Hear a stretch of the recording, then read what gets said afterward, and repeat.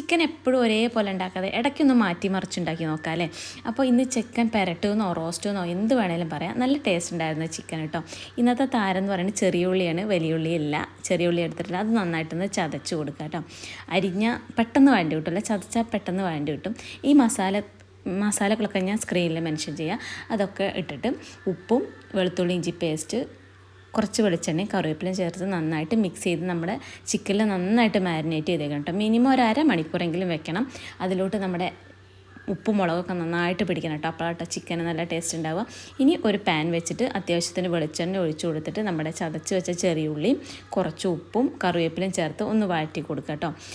മസാലയൊക്കെ നേരത്തെ ചേർത്തുകൊണ്ട് ഒന്നും ഇതിലിടണ്ട. വളരെ സിമ്പിളായിട്ട് ഉണ്ടാക്കാൻ പറ്റുന്ന ഒരു ചിക്കൻ റോസ്റ്റാണ്. ഇനി ഉള്ളി വഴട്ട് വരുമ്പോൾ നമ്മുടെ ചിക്കൻ അതിലോട്ട് ഇട്ട് കൊടുക്കുക കേട്ടോ. തക്കാളി ഇടാൻ മറക്കരുത്.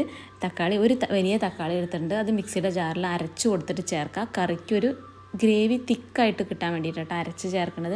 ഇനി അടച്ച് വെച്ച് വേവിക്കുക കേട്ടോ. ഒരു 8-9 അണ്ടിപ്പരിപ്പ് വെള്ളത്തിൽ കുതിർക്കാൻ വെച്ചിട്ടുണ്ടായിരുന്നു. അതും കൂടെ ഈ ചിക്കൻ വെന്തതിന് ശേഷം അവസാനം ചേർത്ത് മിക്സ് ചെയ്യുക. അവസാനം കുറച്ച് ഗരം മസാല ഇടാൻ മറക്കരുത് കേട്ടോ. അപ്പോൾ അത്രയേ ഉള്ളൂ, ചിക്കൻ റോസ്റ്റ് റെഡി ആയിട്ടുണ്ട്. നെയ്ച്ചോറിൻ്റെ കൂടെ അടിപൊളിയാണ് കേട്ടോ. ഇഷ്ടപ്പെട്ടാൽ ലൈക്ക് ചെയ്യാൻ മറക്കരുതേ.